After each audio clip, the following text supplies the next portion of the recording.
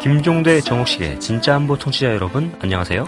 진짜안보 호외편으로 정옥식 대표의 강의를 전해드립니다. 먼저 명필름 영화학교에서 강연한 내용을 학교 측의 동의를 받아 6차례에 걸쳐 내보냅니다. 잠시 후원 광고 듣고 시작하겠습니다. 많은 청취 부탁드립니다. 안녕하세요. 평화네트워크 정옥식입니다. 북핵과 사드 문제로 코리아 미사일 위기가 다가오고 있는데요. 이걸 어떻게 해결해야 할까요? 그 교훈을 얻을 만한 사례가 있습니다. 인류 역사상 가장 위험했던 순간, 쿠바 미사일 위기가 바로 그것입니다. 이와 관련해 너무나도 좋은 책이 있는데요. 마이클 dobs의 0시 1분 전, 쿠바 미사일 위기를 치밀하고 흥미롭게 다룬 책입니다. 0시 1분 전, 모던타임즈에서 편했습니다. 2015년 최고의 화제작, 화장. 임권택 감독의 신작. 안성기, 김규리, 김호정 주연.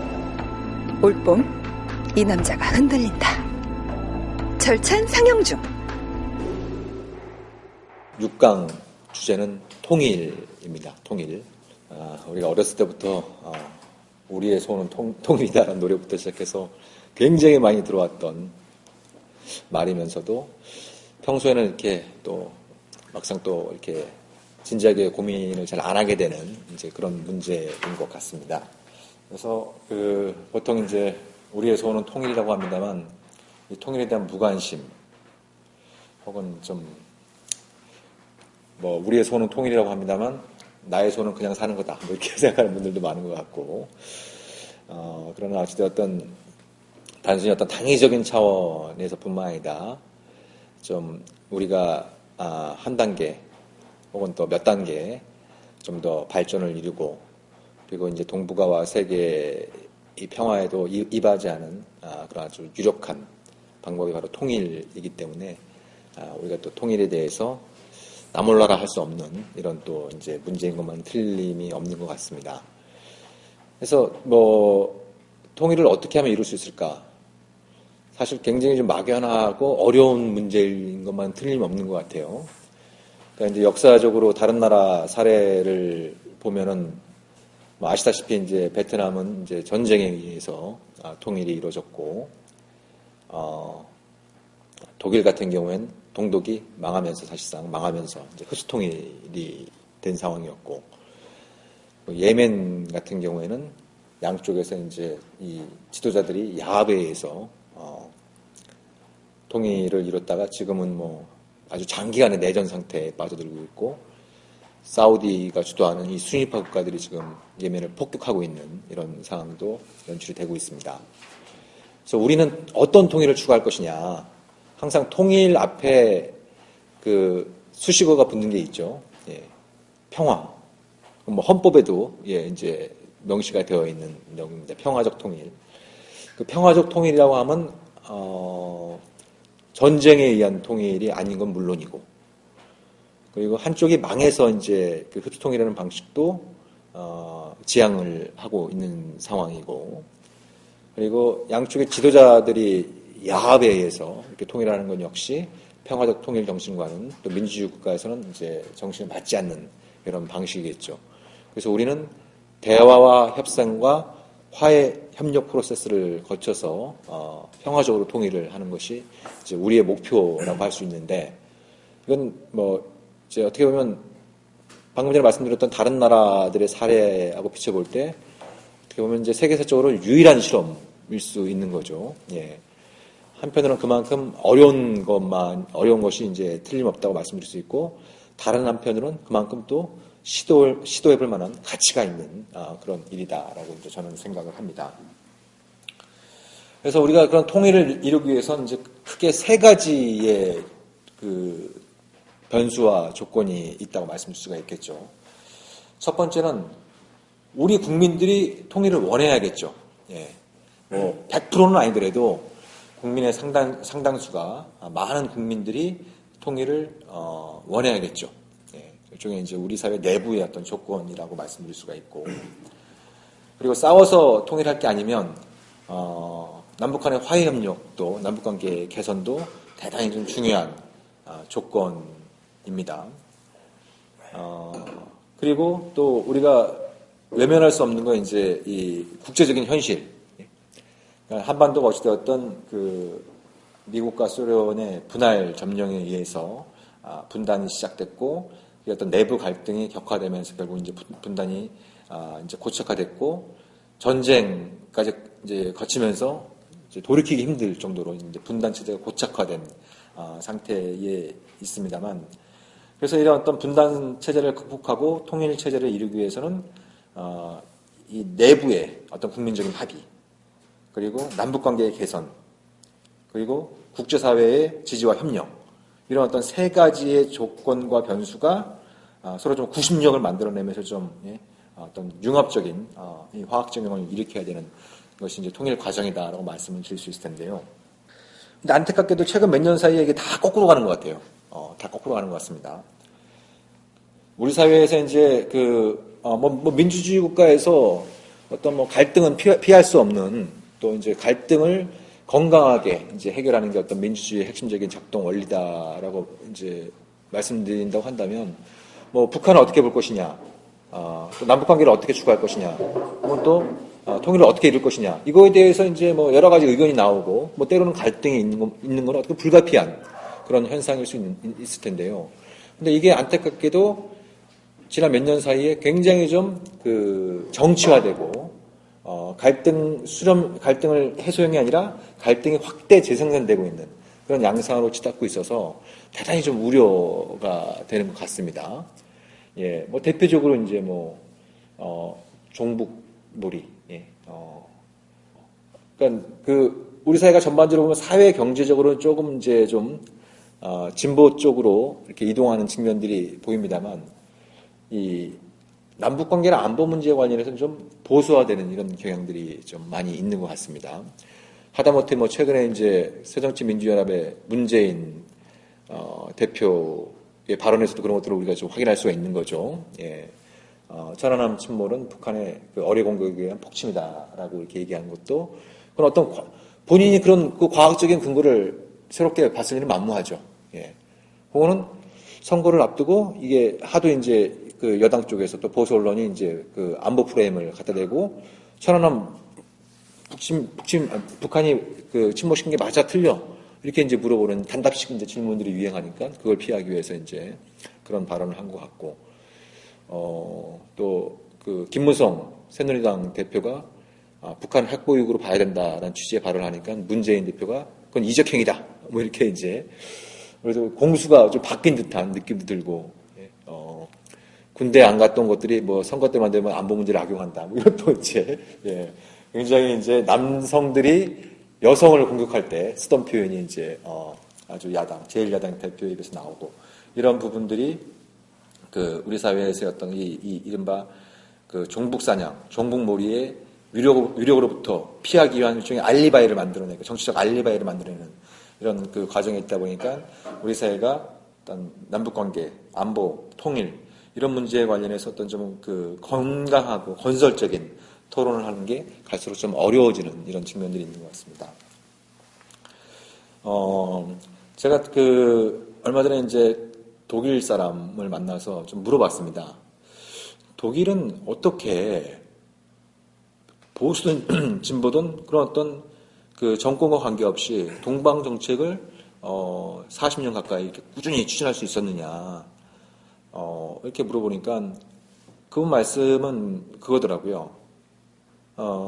서독이 아주 건강한 민주주의를 정착시키고, 또 이제 사회 경제적으로 이제 가능한 좀 이 평등과 정의의 정신에 입각해서 국민들 전체가 사회 경제적 모델에서 혜택을 받을 수 있는 그런 체제를 만들다 보니까 그것이 이제 내적인 힘으로, 그것이 이제 국민통합의 기제가 되고, 또 서독이 예를 들면 미국 같은 경우에도 초기에 서독의 동방정책에 대해 상당히 반대를 많이 했었거든요. 근데 그거를 이겨낼 수 있었던 힘은 독일 국민들이 원하는 바가 이거다, 서독 국민들이 원하는 바가 이거다. 그러니까 내적으로 하나가 되니까 미국이 됐던, 소련이 됐던, 그리고 뭐 19세기, 20세기 역사에서 가장 치열한 전쟁을 벌였던 당사국들이 독일과 프랑스지 않습니까?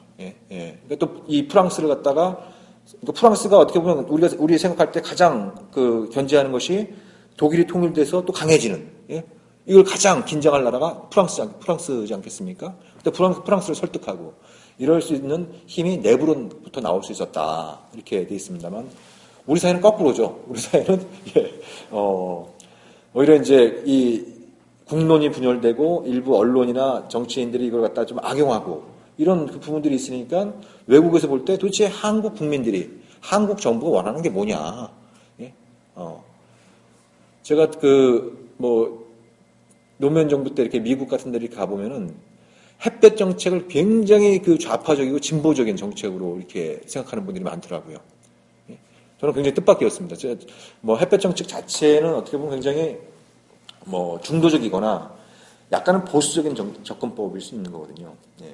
왜냐하면 우리가 강자기 때문에 그렇잖아요. 이거 북한의 입장에서 볼 때 상당히 굴욕적인 표현입니다. 햇볕 정책이라는 표현이 그 이솝 우화에서 그러니까 이제 나그네의 외투를 벗기는 방법이 막 그 비바람에 몰아치는 이런 어떤 방식보다는 햇볕을 쬐게 해가지고 그 덥게 만들어갖고 이제 외투를 벗게 만드는 이런 것처럼 북한에도 계속 이제 봉쇄하고 압박하고 제재하는 이런 어떤 비바람을 갖다 불어넣는 것보다는 뭡니까 포용하는 어떤 햇볕을 쬐는 이런 방식을 통해서 북한을 개혁 개방을 이끌어낼 수 있다. 이런 접근법은 사실 북한의 입장에서 상당히 모욕적으로 들릴 수 있는 부분이 있거든요. 그래서 햇볕 정책이 처음 나왔을 때 북한은 뭡니까? 저건 유연한 흡수통일 전략이다. 그래서 굉장히 반대를 했던 이런 부분들이 있습니다만, 이제 북한하고 협상하는 과정에서, 대화하는 과정에서 그것이 이제 북한의 오해라는 걸 이제 불식시키고, 그런 어떤 과정을 통해서 남북한의 화해 협력 프로세스가 시작될 수 있었습니다만, 아무튼 그 동기와 맥락은 결코 이제 좌파적이거나 진보적인 어떤 정책이라고 보기 힘든데 미국 사람들은 상당히 이제 그렇게 받아들이는 그 핵심적인 이유는 뭐냐면 한국의 보수 언론이 영문판에서 맨날 그렇게 써놨기 때문입니다. 그래서 외국 사람들이 한국의 햇볕 정책에 대해서 자료를 보려면 뭘 보겠습니까? 미디어에서 이제 보도되는 내용을 볼 거고 영문판을 운영할 수 있을 정도의 재력은 주로 이제 조중동을 포함한 보수 언론들이고 맨날 미국에서 그 공부한 한국 학자들도 DJ 노무현 정부를 좌파 정부로 막 공격하기 바쁘고. 그러니까 외국 사람들이 맨날 듣는 건 그런 얘기니까, 햇볕 정책은 굉장히 한국 국민들한테 별로 지지를 받지 못하는 굉장히 좌파적인 정책이구나. 이렇게 이제 오해하게 만드는 이런 건데. 이런 부분들이 이제 이제 DJ 정부를 대통령으로 이제 인정하고 싶지 않고, 노무현을 대통령으로 인정하고 싶지 않은 그 약한 고리로서의 어떤 이들 정부의 대북 정책을 공격 수단으로 삼으면서 그런 현상들이 이제 벌어졌던 것이죠. 그래서 이제 이런 부분들이 저는 그러니까 아까 우리가 통일을 위해서 필요한 것이 한국 내부의 조건이 있고 남북 관계 차원의 조건이 있고 국제적인 조건이 있다고 말씀드렸습니다만 가장 중요한 것은 우리 내부의 조건이다라는 생각이 이제 많이 드는 것이죠. 시간이 가면 갈수록 우리의 국력이 어찌됐든 주춤거리는 부분도 있습니다만 적어도 경제력과 군사력이 세계 10위권에 들어갈 정도로 강해졌는데 왜 우리의 외교력은 갈수록 거꾸로 가고 있는 건가? 이런 어떤 부분들을 갖다 생각해 본 들어간다면 그 힘이 안으로부터 유실되고, 그걸 이제 일부 세력들이 이용을 하고, 그걸 또 주변국들이 이용을 하고, 이런 그 과정에 있다 보니까, 뭔가 우리가 평화통일 프로세스를 밟아나가기가 대단히 어려워지는 이런 환경들이 만들어지고 있는 것이죠. 그리고 또 이 통일 논의와 관련해서 최근 몇 년 사이에 좀 주목할 만한 현상은요, 진보와 보수가 이 통일에 대한 이제 담론 자체가 좀 역전되는 현상이 이제 벌어지고 있습니다. 사실 통일이라고 하는 것은 이제 과거에는 상당히 좀 진보적인 아젠다에 속해 있었죠. 그래서 통일 자체를 갖다가 평화 통일을 이제 얘기했다가 사형당한 사람도 있고, 잡혀간 사람들도 많고, 이런 어떤 경향들이 있었습니다만, 그래서 박정희 전두환 때 공식적인 노선은 선건설 후통일이었죠. 우리 그 얘기 많이 듣지 않았습니까? 선건설 후통일. 이런 부분이었는데, 최근 들어서는 오히려 보수 쪽에서 통일 얘기를 많이 합니다. 보수 쪽에서 이제 통일 얘기를 많이 하죠. 제가 이명박 정부 때 이제 개인적으로 좀 재미난 일이 하나 있었는데요. 이제 어디 회식 자리에 이렇게 갔는데 주로 그 회식에 모인 분들이, 이제 군 장성, 그리고 이제 그 정보기관에서 일하는 분들, 이런 분들이 이렇게 이제 주로 이제 모인 공간이었는데, 어떤 분이 일어나서 이제 그 건배사를 제안하는데 제가 통일을 그러면 여러분들은 위하여 이렇게 이제 그 화답해 달라는 겁니다. 제가 알기로는 저 양반은 굉장히 보수적인 양반인데, 통일을 위하여를 이 건배구호로 제안하다니. 그래서 좀 이제 그만큼 이제 이 정부 내에서 통일을 해야 된다. 이런 의지가 이제 그런 어떤 분위기가 강했다라고 하는 것을 이제 그 술자리에서도 좀 느낄 수 있었는데요. 그래서 이제 제 차례가 와가지고 저는 그랬습니다. 제가 통일을 하면 여러분들은 천천히 이렇게 해주십시오. 그러니까 분위기가 썰렁해지는 겁니다. 분위기가 썰렁해지는 거. 예, 예. 그래서 제가 이제 개인적으로 그걸 겪으면서, 야, 이 통일에 대한 이 진보와 보수가 완전히 역전됐구나. 이런 어떤, 생각이 좀 들었던 것이죠. 예. 그래서 그런 부분들이 뭐 MB 정부 때는 사실상 노골적으로, 흡수통일을 시도를 했던 거죠. 김정일이 뇌 관련 질환으로 쓰러졌다는 걸 알고, 그걸 듣고, 이제 북한은 얼마 못 간다. 그래서 이제 노골적으로 이제 흡수통일을 좀 추구를 했었고, 박근혜 정부는 뭐, 흡수통일 자체는 이제 부인하고 있습니다만, 어찌되었든 그런 미련을 갖고 있는 것만은 분명한 것 같아요. 예. 그래서 이제 재작년에 이제 그 국정원장이었던 그 남재조는 연말 회식 자리에서 2015년 통일을 위하여 우리 다 같이 죽자! 이걸 또 건배사를 했는데 이걸 또 이게 이제 언론에 이제 흘러나오면서 이제 또, 한번 또, 논란이 된 적이 있었죠. 그리고 얼마 전에 이제 통일준비위원회 부위원장인 이제 정종욱, 그 통일준비위원회 위원장은 대통령이죠. 예, 부위원장인 정종욱이 이제 그 대중강연을 하면서 이 통일준비위원회 내부에 또 정부 내부에 흡수통일 준비팀이 있다. 그런 또 천기를 누설하는 바람에 또 한 번 이제 또, 굉장히 또 혼란을 또 야기하는 이런 부분들이 있습니다만 아무튼 그 정부 내에도 박근혜 정부 내에도 그런 생각을 갖고 있는 사람들이 있고 저거 북한 김정은 저거 젊은이 저거 제대로 그 북한을 다스릴 수는 있을까? 북한 오래 못 가지 않을까? 뭐 이런 생각들을 이제 여전히 갖고 있는 사람들이 존재하는 것 같습니다. 그래서 이제 이에 반해서 대체로 이제 이 그 진보 진영에서는 통일은 좀 천천히 단계적으로 하자. 먼저 중요한 건 남북 관계를 복원하는 것이고 화해협력을 하고 평화공존을 하고 또 비핵화를 이루는 이런 그 과정을 통해서 점진적으로 가야지 급격히 빨리 통일하려고 하다 보면 굉장히 큰 부작용이 일어난다. 그래서 좀 통일은 천천히 하자라고 하는 게 오히려 진보 쪽에서 좀 최근 많이 나오는 그런 얘기가 아닌가 싶습니다. 그래서 이게 이제 우리 사회 내부의 어떤 변화의 측면이라고 한다면 남북 관계도 지난 몇 년 사이에 많이 바뀌었죠. 예, 많이 바뀌었습니다. 얼마 전에, 미국의 싱크탱크인 이제 존스 홉킨스대 국제대학원의 그 한미관계연구소에서, 북핵의 미래라는 보고서를 냈습니다. 그래서 최대 2020년까지 북한이 약 100개의 핵무기를 보유할 수 있다라고 이제 주장을 해가지고 아주 국내 언론의 스포트라이트를 받았던 그런 보고서가 있는데 그 보고서 작성을 주도했던 사람이 조엘 위트라고 한 20년 가까이 미국 국무부에서 이제 주로 북한 문제를 담당했던 사람입니다. 그 조엘 위트가 재미난 얘기를 했습니다. 무슨 얘기냐면 한국의 대통령은 통일 대박을 얘기하는데 이대로 가다간 북한이 수십 개의 핵무기를 갖게 될 텐데 수십 개의 핵무기를 갖고 있는 북한을 어떻게 통일을 하려고 그러는지 자기가 이 한반도 문제를 수십 년 동안 다뤄왔지만 도통 이해할 수 없다. 도통 이해할 수 없다. 이렇게 이제 얘기를 한 바가 있는데요. 그것이 이제 의미하는 바는 과거에는 이제 남북한의 체제 경쟁이 끝났고 더군다나 이제 한국은 중국, 소련, 나중에 뭐 러시아가 됐습니다만 이들 나라와 이제 수교를 맺고 그래서 북한은 경제적으로도 굉장히 고립화되어 있고 국제적으로도 고립화되어 있는 이런 상황이다 보니까 이제 우리가 압도적인 국력을 통해서 뭐 이제 북한을 설득하던 북한 어떤 이제 우리 주도의 한국 주도의 통일이 가능하다라는 이런 인식이 있었습니다만 어찌되었든 북한이 이제 핵을 갖게 된 이상 그런 힘의 그 압도적인 어떤 그 균형이 압도적인 이 상황이 좀 비대칭적으로 좀 이제 균형 상황에 도달하게 되는 이런 측면들이 이제 존재하는 것이죠.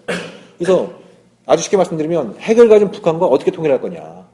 이 문제가 이제 굉장히 좀 중요한 문제로 대두될 수밖에 없는.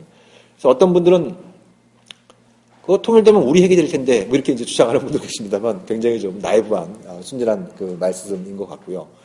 그래서 그 불과 몇 년 전까지 있었던 이제 한국의 압도적인 국력을 바탕으로 한 이 통일에 대한 자신감이 북한의 핵 보유량이 늘어나면서 이것도 좀 이제 다시 좀 우리가 따져봐야 되는 이런 문제로 이제 그 부상하고 있고, 그러니까 굉장히 이제 위험천만한 것 중에 하나가 북한 내에서 어떤 뭐 아주 심각한 상황이 발생하면 한미 연합군을 투입해서 이제 무력으로 흡수통일을 해야 된다는 계획도 있습니다. 그게 이른바 작전 계획 5029라는 그런 군사 계획인데요.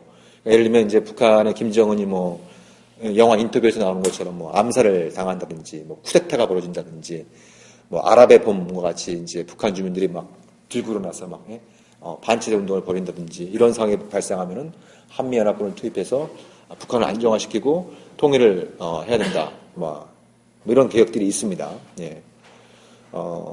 근데 이제 그것도 제가 보기엔 그 자체도 문제가 있습니다만 그게 이제 그것도 이제 불가능해졌을 뿐만 아니라 만약에 그런 시도를 할 경우에는 이거는 통일은 고사하고 한반도에 거대한 버섯구름, 예, 핵폭탄이 터질 수 있는 이런 어떤 상황들이 도래하고 있기 때문에 이제 무력 흡수 통일. 그러니까 저는 그러니까 국방백서에 따르면은 북한의 정규군이 120만이고 우리식의 어떤 예비군 노동조기대가 800만 명이라고 하거든요. 그러니까 총을 쏠 수 있는 능력을 갖고 있는 사람이 900만 명이 넘는다는 겁니다.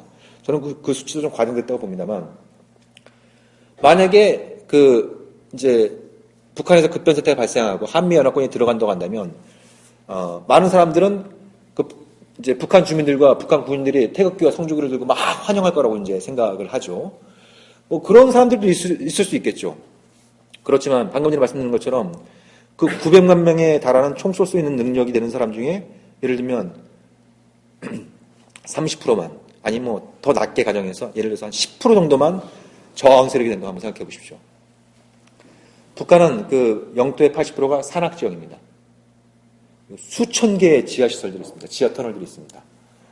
이라크나 아프가니스탄과는 비교하기 힘들 정도로 군사적으로 안정화한다고 하는 것은 불가능한 이런 상황인 거죠. 더군다나 그런 북한은 핵을 갖고 있고 그 뒤에는 중국이 있습니다. 중국의 입장은 북한이 또다시 남침을 가하면 국물도 없다 라는 입장이지만 반대로 북한이 침공을 당할 때에는 군사적으로 지원하겠다는 입장이거든요. 근데 국제법적으로 어떤 나라 내부에 무슨 문제가 생겼다 그래서 외부에서 군사적으로 개입하는 것은 국제법적으로 침공에 해당될 수 있기 때문에 중국이 좌시할 리가 없는 거죠. 러시아도 좌시할 리가 없겠죠. 예. 그러니까 이 끊임없는 내전, 끝나지 않는 내전, 핵전쟁의 위험성, 미국, 이제 중국과 러시아의 개입에 의한 국제전, 이렇게 벌어질 수도 있는 게 이런 무력 흡수통일 시도인데 이 계획이 여전히 살아있고 이거에 대해서 미련을 버리지 못하고 있는 이런 어떤 상황들은 제가 보기엔 정말 그게 가능하다고 믿는 건지, 정말 이게 궁금할 때가 많은데 그 얘기가 좀 그만 나올 때도 됐는데 싶은데도 계속 이제 그런 계획들이 이제 나오는 것이고 그게 우리한테 일상생활에도 어떤 영향을 주냐면 그런 상황이 발생할 때 이 투입되는 어떤 이 군사력, 이 무기와 병력수는 어마어마해야 되지 않겠습니까? 그러니까 그 미국 싱크탱크 연구에 따르면 북한을 안정화시키기 위해서는 50만 명의 지상군이 필요하다고 얘기합니다. 50만 명의 지상군이 필요하다고 얘기하고 미국의 입장은 우리는 지상전 안 한다 이제. 지상전은 너희들이 해라. 이런 입장이거든요. 예. 그러니까 우리는 최소한 50만 명의 지상군을 유지해야 됩니다. 그러려면 어떻게 되겠습니까? 박근혜 대통령의 공약 중에 하나가 군 복무기간 단축이었잖아요. 예. 그게 없던 일이 돼버린 겁니다. 예. 오히려 지금 막 늘려야 된다. 군 복무기간을 늘려야 된다. 이런 얘기들이 막 이제 군 수뇌부에서 나올 정도로 그러니까 북한에서 무슨 일이 발생하면 이제 무력 흡수통일을 하려면 대규모의 병력을 유지를 해야 되고 엄청난 수준의 국방비를 유지해야 되는 그런 것들이 다 우리의 어떤 일상생활에 또 영향을 주게 되는 이런 그 부분들이 있는 거죠. 그래서 남북관계, 어쨌든 북한의 핵무장을 포함한 남북관계의 어떤 근본적인 변화가 제가 판단하기에 이제 무력 흡수통일을 이제는 더 이상 꿈꿔서도 안 되는 이제 그런 상황들을 만들어내고 있다 이런 생각이 드는 거고요. 국제적인 상황에서도 여러분들 잘 아시다시피 더 상황이 골때려졌습니다. 예, 더 골때려졌어요. 예. 어쨌든 미국은 뭐 아시아 재균형이니 뭐 아시아로의 귀환이니 이런 것들을 막 얘기하면서 중국을 봉쇄하고 견제하려고 하고 한국도 여기에 끌어들이려고 막 이제 생각을 하고 있습니다. 예. 그래서 이제 지금 미국의 국방장관이 그 일본에 가고 지금 한국에도 올 예정에 있습니다만 이 양반 얘기는 아주 간단합니다. 한국은 더 이상 과거에 연연하지 마라. 예? 한미일 삼각동맹을 통해서 얻게 될 미래 이익이 훨씬 이 과거에 연연하는 것보다 현재 문제를 정치적으로 이용하는 것보다 훨씬 더 크기 때문에 한국은 더 이상 과거에 연연하지 말고 미래로 가야 된다. 그 미래로 가야 된다라고 하는 핵심적인 얘기는 한미일 삼각동맹 구축입니다. 그걸 위해서는 한일 관계가 좀 화해 협력을 해야 되고 군사 협력도 해야 되고 이런 얘기들을 계속 이제 하고 있는 상황에 있는 거죠. 그러면 그런 상황들은 누가 또 유심히 지켜보겠습니까? 당연히 중국이 지켜보겠죠. 예, 중국이 지켜보겠죠. 그러면 이 통일 프로세스에서 미국과 중국의 어떤 이해관계를 조정하는 것 자체도 대단히 힘든 문제인데, 자꾸 이제 미국이 일본과 이제 군사 일체화를 하고, 여기에 이제 한국을 끌어들여서 중국을 견제하려고 하고, 이런 상황에서 만약, 뭐 북한에서 무슨 상황이 발생해갖고 한국 주도로 통일을 하려고 할 때 중국이 여기에 대해서 동의해 주겠습니까? 저는 뭐, 중국이 절대로 동의할 리 없다고 이제 생각이 되는 거죠. 예. 왜냐면, 그런 상태에서 통일이 되면 주한미군이 계속 주둔할 것이고 통일 코리아는 미국과 동맹 관계를 맺을 텐데 그러면 그 통일 코리아와 미국의 동맹은 도대체 누구를 겨냥한 것이냐 이런 어떤 근본적인 문제가 이제 생기는 것이고 중국은 자신을 겨냥한 것이다라고 생각할 것이고 그에 따라서 그런 상황이 오려고 할 때 적극적으로 저지를 하려고 하는 것이죠. 대표적으로 이제 이것이 이제 사드 논란에서 이제 단적으로 드러나고 있는 이런 셈이 되는 겁니다. 그래서 저는 개인적으로 이제 주한미군이 주둔하는 상태에서의 통일은 사실상 물 건너간 게 아닌가 이런 생각도 드는 겁니다. 그게 예를 들면 2000년대 초반 때까지는 가능한 부분이 있었습니다. 중국이 지금처럼 이렇게 강하지 않을 때 그리고 북한도 이제 그 미국이 적대시 정책을 처리한다고 한다면 주한미군의 주둔도 용인하겠다라고 하는 이제 그런 입장을 밝히면서 이 주한미군을 둘러싼 남북한, 미국 이 3자 사이에 좀 이제 이 관점이 수렴되는 이런 그 상황이 있었는데 지금은 이제 여기에 이제 거대해진 중국이 강하게 지금 개입해 들어오고 있는 양상이기 때문에 어떤 주한미군을 주둔한 상태에서 한반도 통일에 대한 어떤 중국의 지지와 협력을 이끌어낸다라고 하는 것은 제가 보기엔 이제 거의 불가능해지고 있는 시간이 지나면 지날수록 더더욱더 어려워질 수밖에 없는 그런 측면들이 있다. 그래서 이제 우리가 통일 프로세스를 밟아가면서 주한미군을 어떻게 할 것이냐. 이것이 앞으로 대단히 중요한 숙제가 될 수밖에 없다고 생각을 합니다. 그럼 우리는 어떤 통일을 추구해야 되는 것이냐. 저는 가장 중요한 건 한반도 주민, 통일 코리아의 국민들이 행복이어야 하는가 싶은 생각이 듭니다. 우리가 이제 이 통일에 대해서 이제 특히 이제 젊은 세대들이 통일에 대해서 이제 좀 무관심해지고 때로는 적대적으로 바뀌고 있는 가장 근본적인 이유가 뭐겠습니까? 본인들이 불행하다고 느끼기 때문이지 않겠어요? 예. 뭐 얼마 전에도 이제 국제 여론조사 기관에서 또 나왔습니다만 우리 학생들, 우리 젊은이들이 행복하냐고 물어봤을 때 그렇지 않다라고 답변하는 비율이 주요 선진국들 가운데 제일 높고 예, 우리나라가 거의 아프가니스탄 혹은 뭐 팔레스타인 수준으로 이 행복 지수가 굉장히 낮은 나라인 거죠. 그러니까 경제력이 세계 14위권이라고 하는 1인당 국민소득이 3만 달러에 지금 다가서고 있는 이런 상황인데 왜 우리는 갈수록 불행해지고 있는가.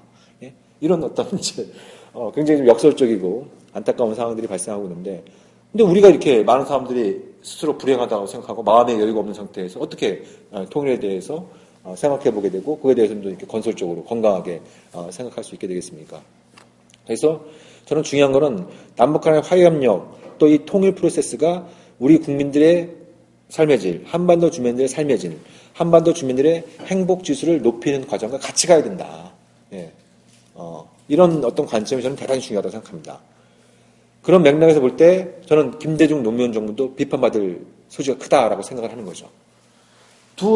예를 들면 두 정부 임기 10년 동안 국방비가 정확히 2배 늘어났습니다. 국방비가 정확히 두 배로 늘어났어요. 예. 근데 2배로 늘어난 게 국방비뿐만이 아닙니다. 우리 사회 빈곤율, 자살률, 등록금, 하다못해 아파트값, 예? 이런 것들도 다 2배로 늘어났어요. 이게 물론 국방비가 2배로 늘어났기 때문이라고 드릴 말씀이 아니라 제가 이제 드리고 싶은 말씀 중에 하나는 뭐냐면 예를 들어서 이런 가정을 해보자. 만약에 국방비가 2배가 아니라 한 1.5배, 한 50% 정도 10년 동안 인상이 됐고 그 줄어든 50%가 예를 들면 교육비, 사회복지비 한 50% 정도면은 10년 동안 50%면 아마 그 액수로 따지면 한 30조 원 안팎 정도 될 겁니다. 예.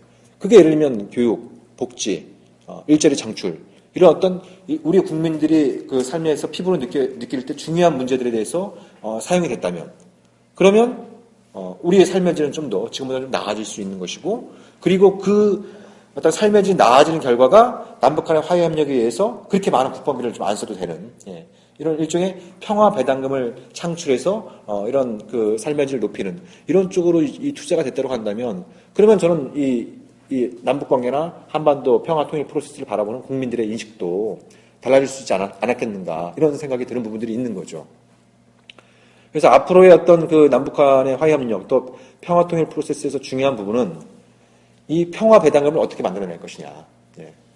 우리가 뭐 돈이 없다고 그 난리를 치고 있습니다만 사실 돈이 없다기보다는 그 있는 돈을 지금 제대로 쓰지 못하고 있는 측면들이 더 많지 않겠습니까? 그러니까 근데 재미난 거는 이명박 정부 때는 보수적 군축이란 말이 나올 정도로 이 MB는 이 국방비를 늘리는 것에 대해 상당히 좀 부정적이었어요. 예. 그래서 이명박이 유명한 얘기를 했던 게 저 무기 살 때 리베이트만 줄여도 국방비 20%를 줄일 수 있다 이렇게 얘기를 했거든요. 예, 예. 아주 예 저는 명언이라고 생각합니다. 명언이라고 생각을 해요. 근데 왜 이명박은 이 국방비가 늘어난 거에 대해서 이렇게 좀 이렇게 거부 반응을 갖고 있었는가? 왜였겠습니까? 예? 예. 예. 4대강 있을 돈이 없었잖아요. 예. 예. 4대강 여기 22조 원 들어가는데, 예? 이게 자체가 만만치 않은가? 그러니까 이제 국방부에서 빼다가 그때 쓰는 거죠. 그러니까 말로는 뭐 안보 국방 막 얘기를 하면서 거기 있는 국방비를 살짝 빼다가 4대강에 투입하는 이런 상황들이 또 있었던 거죠. 예. 웃어야 될지 울어야 될지 뭐 잘 모르겠습니다만 아무튼 이런 부분들이 있고 지금 박근혜 정부 들어서 다시 이제 국방비 지급률이 높아지고 있고 그 추세가 지금 앞으로 더더욱 그 가팔라질 가능성이 저는 상당히 높다. 사실 뭐 이제 F-35 전투기를 들어오기로 했습니다만 그 전투기 한 대 값이 2천억 원입니다. 2천억 원. 예? 그 같은 무게의 금값의 2배에 해당합니다. 예? 같은 무게의 금값의 2배에 해당합니다. 2천억 원입니다. 한 대. 그거를 40대 들어오기로 하지 않았습니까? 그거만 해도 8조 원입니다. 무기 그 전투기만 들어오는 거. 근데 지금 막 그 뭐 돈이 없다고 막 애들 그 급식하는 것도 끊어버리고 막 이게 난리잖아요. 2천억 원이면 중고등학생들 다 예? 무상급식 되는 겁니다. 전투기 한두 대 덜 사면은. 예? 그러면 국가 지도자 입장에서 또 그 정책을 감당하는 사람에서 뭘 고민해야 되느냐 문제인 거예요. 예? 예. 또 뭐 한국형 전투기 사업한다 해서 그것도 20조 원 들어갑니다. 거기 막. 예? 뭐 한국형 MD 한다 해서 한 15조 원 들어갑니다. 아까 말씀드렸던 킬체인 구축하는데 또한 20조 원 들어갑니다. 그러니까 이 지금 무기 사들이는데 이런 어마어마한 지금 막 돈이 들어가고 있는 이런 상황인데, 근데 우리 사회에서 재밌는 게 뭐냐면, 그러면 무기 사는 걸 줄여서 좀 교육비, 복지에 쓰자 이런 얘기들이 거의 안 나옵니다. 오히려 지금 야당에서는 그 이제 안보 공세를 갖다 차단하기 위해서 우리 국방비를 늘려야 된다 이런 얘기를 또 하는 사람들도 있는 거예요. 예. 그러니까 이 지금 우리 사회에서 좀 더 우리 사회가 한 단계 좀 업그레이드 되기 위해서라도 이 총과 밥의 논쟁을, 총과 빵의 논쟁을 다시 한번 좀 본격적으로 시작해야 되는 이런 측면도 있다라고 이제 생각을 합니다. 그래서 우리가 좀 그 국민들의 행복 지수를 높일 수 있는 통일 프로세스는 바로 평화 배당금을 만들어내는 것이고, 그 평화 배당금을 만들어내는 핵심적인 부분들은 역시 과도한 군사비, 그건 북한도 마찬가지고 남한도 마찬가지고 이걸 줄여서 주민들이 어떤 좀 먹고 살고 좀 더 인간답게 살 수 있는 그런 환경을 만드는데 이제 사용돼야 된다라고 생각을 합니다. 그리고 또 하나의 우리가 통일을 얘기할 때 통일을 어떻게 이룰 것이냐, 또 하나의 중요한 숙제는 이 한반도 통일 프로세스와 동북아 평화체제 구축 프로세스를 어떻게 유기적으로 연결시킬 것이냐, 이게 또 대단히 중요한 숙제인 거죠. 그렇기 때문에 우리의 외교가 대단히 좀 중요한데, 예를 들면 독일 같은 경우에는 독일이 세계 1, 2차 대전을 일으킨 국가 아닙니까? 예? 인류 역사상 가장 참혹한 전쟁을 한 번도 아니고 두 번을 일으킨 나라예요. 예? 그래서 이제 2차 대전 끝나고 분할됐던 거 아닙니까? 내 나라가 베를린을 이제 내조각 내가지고 이제 나중에는 이제 두 개씩 합쳐졌습니다만 독일을 이제 분단시켰고, 그 분단시켰던 핵심적인 이유는 뭡니까? 예? 독일이 다시 강대국이 못 되도록. 그걸 막고자 했던 거거든요. 그러면 독일은 어떻게 통일을 이룰 수 있었느냐? 주변 국가들한테 어떻게 이 통일에 대한 동의를 얻어낼 수 있었느냐? 가장 중요한 부분은 아까 말씀드렸던 독일 서독 국민들의 내적인 통합에 있었고, 또 하나의 중요한 부분은 유럽 통합과 같이 갔기 때문입니다. 네. 유럽 통합과 독일 통일이 같이 갔던 거예요. 그러니까 유럽이 그 유럽 통합도 가장 중요한 시발점은 어떻게 보면 한일 관계보다 역사적으로 더 앙숙이었던 프랑스와 서독의 화해협력 프로세스였던 거거든요. 예. 철강부터 우리가 같이 공유하자. 예. 예. 유럽 철강 공동체를 만들고 석탄 공동체를 만들고 그런 어떤 경제 통합을 또 정치 통합으로 이어가는 이런 과정들이 통일과 접목시켰기 때문에 이 독일이 통일돼도 더 이상 우리를 옛날처럼 전쟁을 일으키거나 우리한테 해코지 안 할 것이다라고 하는 확신이 있었기 때문에 많은 유럽 국가들이 독일 통일에 대해서 지지를 했던 것이고, 그리고 미국과 소련도 거기에 대해서 찬성을 했던 것이죠. 물론 지금 이제 러시아는 그때 당했다 이런 생각들이 있는 거죠. 그때 그러니까 그때 이제 통일된 독일이 나토에 잔류하고 서독의 주소독 미군이 주둔하는 걸 소련이 이제 수용할 수 있었던 이유는 일단 뭐 소련이 곧 망할 이제 자기 지금 내부 상황을 추스리기도 힘든 측면도 있었습니다만 미국과 나토 국가들이 단 1인치도 동쪽으로 가지 않겠다 이렇게 약속을 했던 것을 이제 당시 소련 지도부가 믿었던 것이죠. 근데 웬걸 이제 그 이후로 차곡차곡 이제 계속 그 나토의 동진이 계속되니까 좀 이제 그 러시아의 푸틴이 우크라이나의 크림반도를 합병하는 것으로 좀 맞불을 놓고 있는 것이죠. 더 이상 우리가 당하고는 못 살겠다. 그래서 지금 맞불을 놓고 있는. 그래서 푸틴 같은 경우에는 강한 러시아의 건설이라고 하는 것이 단순히 국가의 의미뿐만 아니라 러시아 민족. 러시아 민족. 크림반도의 상당수도 이제 러시아 사람들이지 않습니까? 이제 저기 서 우크라이나도 마찬가지고, 뭐 스탄 들어가는 나라들 이런 나라들이 이제 그쪽에 이제 러시아의 어떤 부활이라고 하는 것은 국가의 부활뿐만 아니라 러시아 민족의 부활이라고 하는 이런 관점을 가지고 이제 지금 반격을 가하고 있는 이런 그 상황에 있는 것이죠. 어찌되었든 다시 우리 얘기로 돌아가서 우리는 분명히 독일하고 다르죠. 예. 우리가 무슨 뭐 그런 세계대적으로 일으킨 적도 없고, 뭐 저는 우리가 그렇게 좀 주장하는 건 좀 그 나쁘고로운 측면도 있습니다만, 아무튼 우리가 어렸을 때 많이 배웠던 건 우리나라는 단 한 번도 외국을 침략하지 않은 그런 그 자랑스러운 역사를 갖고 있다. 이런 얘기들을 많이 듣지 않았습니까? 저는 좀 쑥스러운 얘기다라고 생각합니다. 아무튼 우리는 그런 측면에서 볼 때 분명히 독일하고 다릅니다. 그리고 우리가 통일된다고 해서 주변 국가들을 압도할 정도의 국력을 가질 거라고 그랬으면 좋겠습니다만 그렇게 될 가능성도 별로 없는 거죠. 예. 주변에 워낙 센 놈들이 많으니까. 예. 근데 주변 국가들이 보는 거는 그런 측면이 있는 거죠. 통일 코리아가 예를 들면 중국에 붙으면 어떻게 되나? 예? 통일 코리아가 중국의 영역 하에 들어가면 일본이나 미국은 이게 일본을 향해 뻗친 대륙의 칼로 인식하는 이런 어떤 생각들을 갖게 되겠죠. 예. 그 옛날에 이제 그 메이지 유신세 때 이제 정한놈 이런 이제 얘기가 그런 어떤 그 근거가 됐던 이제 주장이고, 거꾸로 중국의 입장에선 통일 코리아가 미일 동맹 쪽으로 기울었다. 그럼 바로 자기 턱 밑에 이제 미일 동맹의 칼이 와닿게 되는 이런 상황이니까 또 이제 그런 상황들은 이제 받아들이려고 하지 않을 것이고, 그래서 이 문제를 어떻게 풀 것이냐 이게 대단히 중요한 문제인데. 여기서 자세하게 말씀드릴 만한 제가 역량은 안 됩니다만, 큰 틀에서 볼 때는 한반도 통일 프로세스를 어떻게 이제 동북아, 이제 평화체제 구축 프로세스와 연결시킬 것이냐, 동북아 통합 프로세스와 연결시킬 것이냐, 이것이 이제 대단히 중요한 우리의 전략적인 숙제이다라고 이제 생각이 됩니다. 그러니까 일부에서는, 그러니까 우리가 이제 스위스처럼 영세 중립식의 통일을 이루어야 된다, 이렇게 주장하는 분들도 계십니다만, 저는 그거는 이제 가능하지도 않고 타당하지도 않다라고 이제 보는 거죠. 네. 가장 근본적인 문제는 우리가 중립국이라고 하는 표현은 뭔가 누구와 대결을 전제로 한 이런 어떤 그 접근법인 거죠. 그건 쉽게 말씀드리면 중국과 미국이 앞으로도 계속 패권 경쟁을 벌일 것이기 때문에 우리가 중립을 지켜야 된다.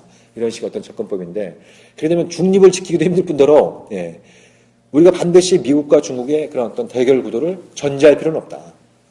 앞으로 뭐 10년, 20년 후에 그 동북아의 상황이 반드시 그렇게 갈 거라고 그렇게 가정하는 것 자체가 대단히 위험할 수 있기 때문에, 그런 식의 어떤 전제보다는 어떻게 이걸 어떤 화해협력 프로세스에, 이제 미국과 중국도 동참시킬 수 있는 그런 접근이 필요한 것이냐.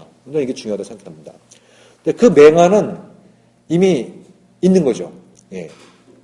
육자회담인 겁니다. 육자회담. 육자회담에 이제 5개의 실무 그룹이 있습니다만, 그 실무 그룹 중에 하나가 동북아 평화안보체제가 있습니다. 동북아 평화안보체제가 있는 거죠. 그러니까 육자회담을 딱 해보니까, 뭐, 북핵 문제 얘기해보니까, 뭐, 예, 평화체제, 한반도 정전체제 평화체제를 어떻게 대처하느냐의 문제가 있고, 정전체제를 평화체제로 대처하는 이런 과정에서 동북아의 안보 환경이 개선되지 않고서는 이게 불가능하고, 거꾸로 동북의 상황들이 계속 악화되면 한반도 평화체제가 구축이 불가능하고, 이런 어떤 이제 이 악순환의 고리를 끊기 위해서는 한반도 평화체제 구축과 동북아 평화안보체제 구축이 같이 가야 된다. 혹은 이게 조금 뭐 한반도가 좀 앞서가더라도 이게 서로 견인할 수 있는 그런 구조로 가야 된다. 이런 인식들이 이제 육자회담 한편에 담겼던 것이거든요. 그러니까 이런 주장이 굉장히 이상적인 게 아니라는 겁니다, 결코. 예? 이미 육자가 이렇게 합의한 내용이 있고, 그 합의는 앞으로 우리가 그런 방향을 추구하는 데서 굉장히 중요한 이정표가 될 수 있기 때문에, 뭐 이런 어떤 한반도 통일 프로세스를 동북아 평화체제 프로세스와 같이 가야 된다. 이런 얘기를 갖다 굉장히 이상주의로 이렇게 파악하는 것 자체가 제가 보기에는 그건 이상주의가 아니라 우리가 그 길을 가지 않고 있기 때문에 문제인 것이지, 우리가 그런 선택을 하지 않고 있기 때문에 그게 이상적으로 들리는 것이지, 그게 실현 불가능하기 때문에 이상적인 것이다. 이렇게 보기는 어렵다라고 말씀을 드릴 수가 있는 거죠. 예, 그래서 이제 그런 어떤 부분들이 있고, 그리고 또 이제 중요한 그 부분 중에 하나는 저는 그렇게 생각합니다. 그러니까 아까도 말씀드린 것처럼 통일은, 특히 평화적인 통일은 굉장히 까다롭고 어렵고 지난한 과정이 될 수밖에 없다고 생각합니다. 그러면 우리가 이 문제에 접근하는 방법은, 우리 현 세대, 기성세대는 미래 세대가 좀 더 나은, 좀 더 좋은 조건과 환경에서 통일을 고민하고 실천할 수 있는 그런 토대를 계속 물려줘야 됩니다. 예, 그래서 물려주는, 예, 이런 어떤 방식이 돼야겠죠. 예를 들면 여러분들 뭐 기억하시겠습니다만 2000년 남북 정상회담 이후에 굉장히 많은 분들이 북한에 다녀왔습니다. 예. 때로는 뭐 북한 사람들도 남한에 오고, 뭐 그때 뭐 아시안 게임이나 뭐 이제 유니버시아드 대회 이런 데 이제 북한 선수단, 응원단이 좀 참가도 하고, 근데 지금은 제가 예를 들어서 뭐 이제 특히 어린 학생들 대상으로 해서 이제 뭐 이런 문제에 대해서 강연을 하면 북한에 다녀왔다는 얘기하면 애들이 깜짝깜짝 놀랍니다. 걔네들 의식 속에서는 북한은 갈 수 없는 땅이라고 이제 생각을 하는 거예요. 근데 우리가 비교적 마음을 먹으면 북한에 갈 수 있는 상황에서 통일을 고민하는 것과, 예?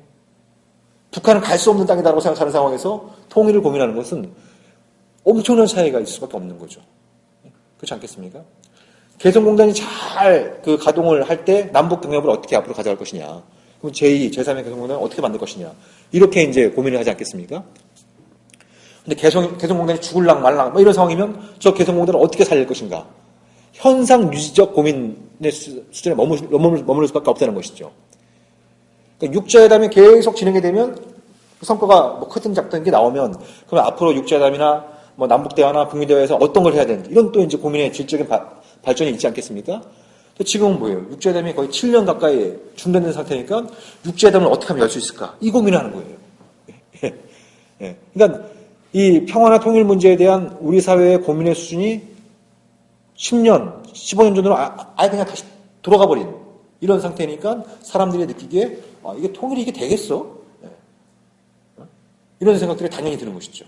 그리고 자기 본인들은 이제 먹고 살기 힘들고 마음의 여유가 없으니까 그 자체를 갖다가 생각하고 싶지 않은 이런 상황들이 있는 거죠.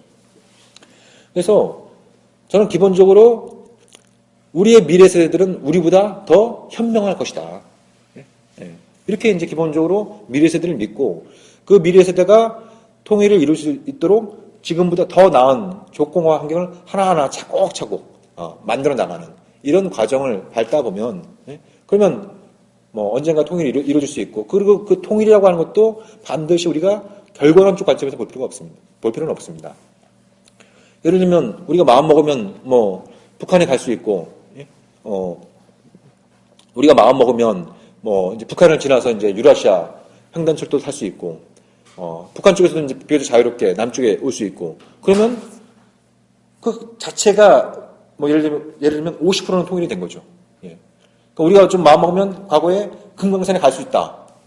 그러면 그건 예를 들면 10% 20% 정도는 통일이 된 거예요. 예. 예. 그러니까 이제 그런 부분들이 지금 다시 이제 거의 제로로 이제 줄어든 이런 상황들이 이제 안타까운 부분들입니다만, 우리가 역시 통일을 바라볼 때는 어떤 뭐 이제 뭐 결과로서, 통일보다는 과정으로서의 이제 통일을 바라보면, 그러면 그것이 이제 뭐 10이 20이 되고 20이 50이 되고 50이 70이 되고 70이 80이 되고 이런 어떤 과정을 밟다 보면은 저는 자연스럽게 부지부식간에 사실상의 통일 상태에 진입하는 것도 그렇게 불가능한 일은 아니다. 이런 생각이 드는 것이죠. 오늘날 이제 그 통합된 유럽이 비교적 자유롭게, 사람과 물자들이 자유롭게 이제 이동할 수 있는 것처럼 한반도의 상황도 그렇게 만들어 나가는 것이 가장 현명한 방법이 아닌가라는 생각을 좀 갖게 됩니다. 그래서 결론적으로 이 통일을 이루어 나간다고 하는 것이 만만치 않은 일입니다만, 그리고 세계사적으로도 이제 유례가 없는 이 실험이 평화적인 통일인 만큼 우리가 좀 더 많은 이 상상력과 또 도전 정신, 그리고 좀 일종의 좀 자부심, 우리가 정말 세계 평화에 기여할 수 있는 평화적 통일을 이룬다라고 하는 그 당사자로서의 어떤 자부심, 이런 생각들을 좀 가지고 통일을 좀 함께 만들어 나갈 수 있는 그런 좀 상황이 왔으면 하는 바람입니다. 지금까지 평화네트워크 정옥식 대표의 강의였습니다. 청취해 주셔서 감사합니다.